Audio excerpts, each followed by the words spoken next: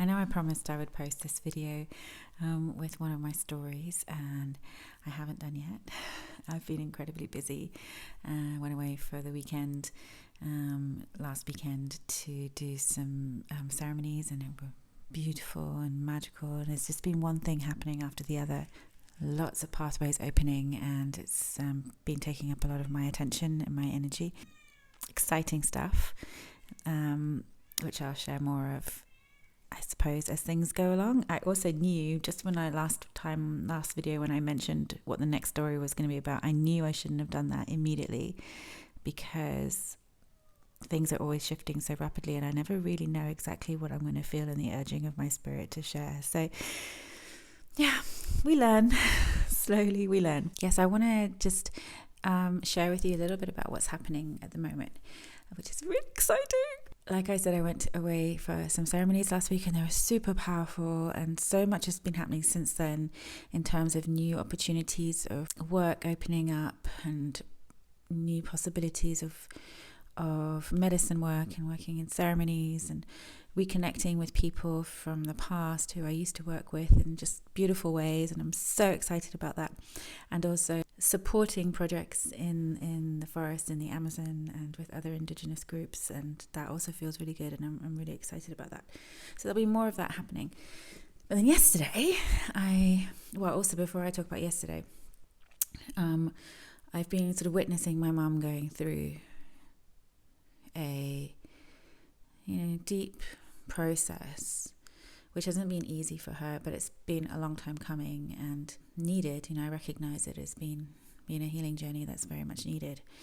But it's been tricky for me as well to witness, and tricky for me to be a part of, and so I've kind of let her get on with it, and sort of, okay, it's not my journey, it's her journey, let her deal with it. So that was that background. So then yesterday I knew she'd had an astrology session done with a friend, Karina Chrysler, and which was really good for her and really important, and gave her a lot of pointers. And she was talking about the upcoming months and how important they are for her, and what she's needing to process at the moment, which she was already in that process. And so we were talking about perhaps it might be a good idea to go somewhere and spend some time in the forest, or go somewhere where we can really work on her journey and her healing journey. And then we went to this group meditation here near where we live, and there was already from the very beginning it was super powerful. I could feel just entering in the space, like so much presence, so much energy, like so much high energy coming in, and it had been for days, since last week, so much high energy coming in. And we did a group meditation, and it was really powerful. And so that's what I want to describe. I saw I have a spiral, let me find it.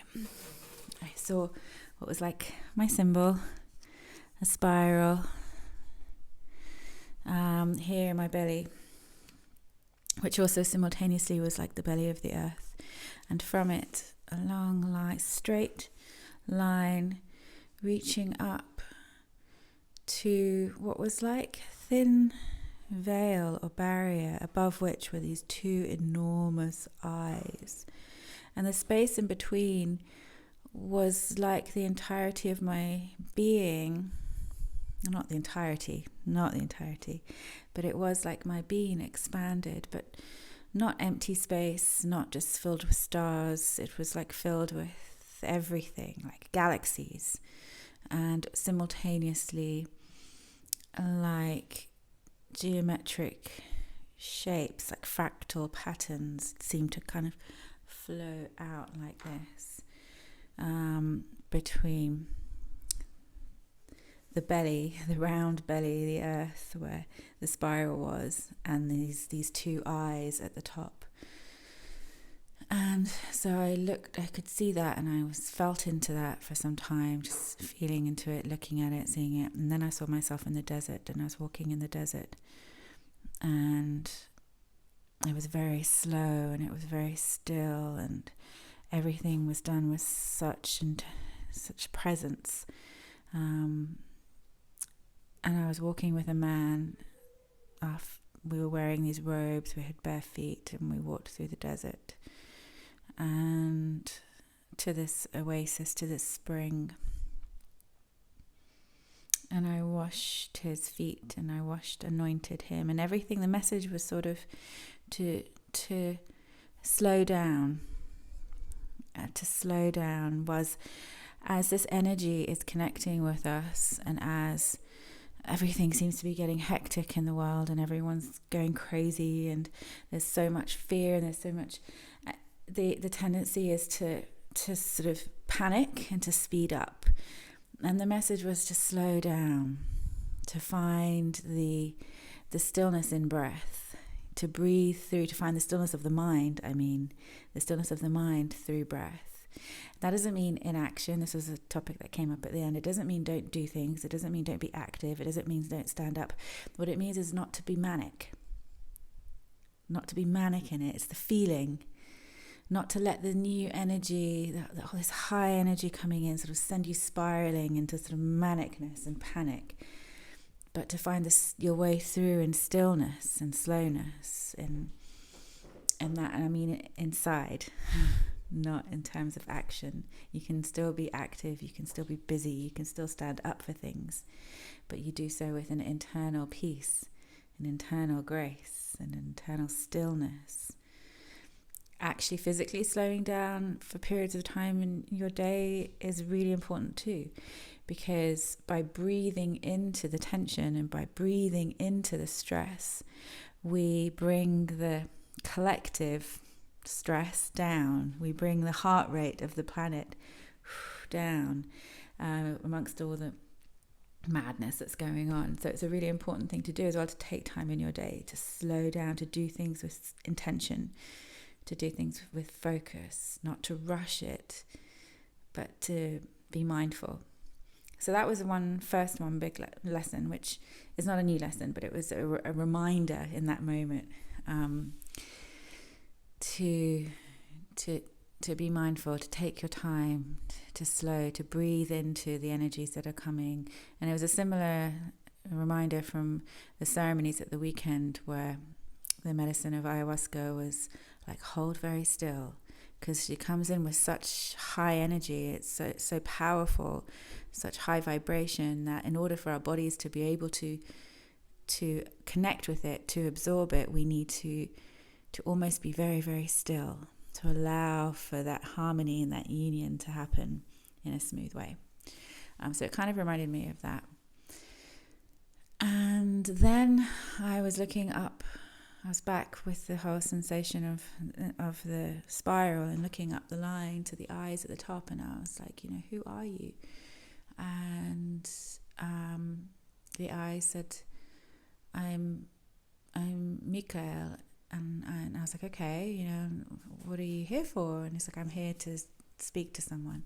And then after he says coming to speak to someone, it sort of dissolved, and everything along that line kind of dissolved into the space that we were in. And then I found myself in the desert again, and there were footsteps in the desert, and I followed these footsteps in the desert, and I saw in the distance my spirit guide, who has been coming to me for years and years and years, and I always recognized her as a sort of a desert dweller, because she's wearing clothes that kind of remind me of sort of like a Bedouin, but not with a head veil. And she always has, not always, but a lot of the time has like a falcon on her shoulder. And she's been coming to me for years at very key moments and very key visions, and giving me guidance. And it's only on my trip last year to Egypt that I realized that she was actually an Egyptian desert dweller, because in my very first encounter with her, she wrote into the sand, "Go west," and I never understood what she meant by that, but it was a particular. Anyway, I'll tell you about that story another time. But I found out what that meant last year, and it indicates that she is Egyptian. So anyway, so I think an ancient Egyptian, or could be future. Who knows? Time is circular. Then I walked towards her, and when I got to her, this is the interesting bit. When I got to her, she slapped me across the face, like so hard. And I was so shocked because I was not expecting that. You know, I was thinking she was going to be all like lovely, like she's always been, and like giving me some super profound message that is like blows my mind. No, she slapped me. And then she was like, honor your mother. This is your matriarchal lineage. This is your line. And you need to be there for her. Like she gave me kind of like a scolding, but like the mother. And it's interesting because also in the very beginning when I first met her, she also came at the time where I met the sort of like the first woman, like primal woman. It could be my first ancestor. I don't know. In terms of this human body, I don't know. But she was like super primal, you know.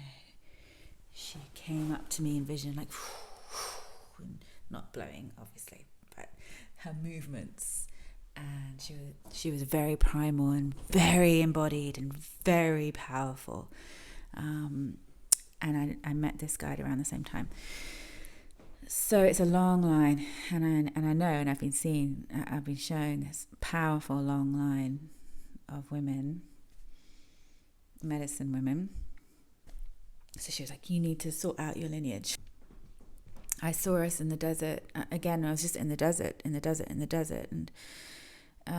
amongst the temples, and walking through the desert, really connecting with the desert and the stars. And when I blew out, because the sensation, the feelings were so strong, the energy coming in was so strong.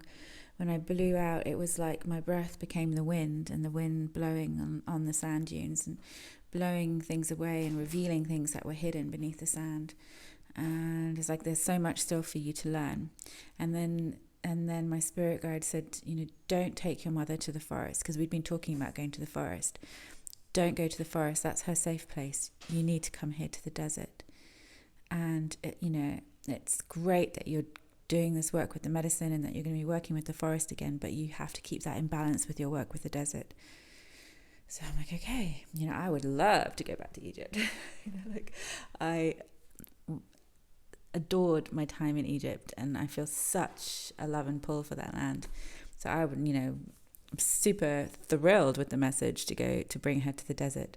I didn't know if she would be happy with that message, because she, loves the forest and wanted to go back to the forest. So I didn't know how responsive my mum would be to that. But, for me, I was like, I'm down, I don't know how I'm going to pay for it, but I'm trusting, like I trusted last time, that this is a message from the universe and we have to follow it. And then afterwards I said to my mum, I had the message that we need to go to the desert. The forest is your safe place, your safe zone, and we need to go to the desert where you can really connect with your inner voice, and we can work on the healing of the matriarchal line. And she was just like, okay, let's do it. I'm down. So I'm like, so excited. So then I was just like buzzing, and got home last night and looking things up and sending off messages. And today just been thinking about all the, just really strongly seeing it. I could see us in the desert. I could see us there. I could see the temples. Sekhmet was so present. Various temples were so present. And I know it's going to be really, really, really powerful. So we're going to go. This is the plan. We're going to go hopefully end of March for a couple of weeks, and be there for the eclipse on the 8th of April. And we're just going on this sort of co-creation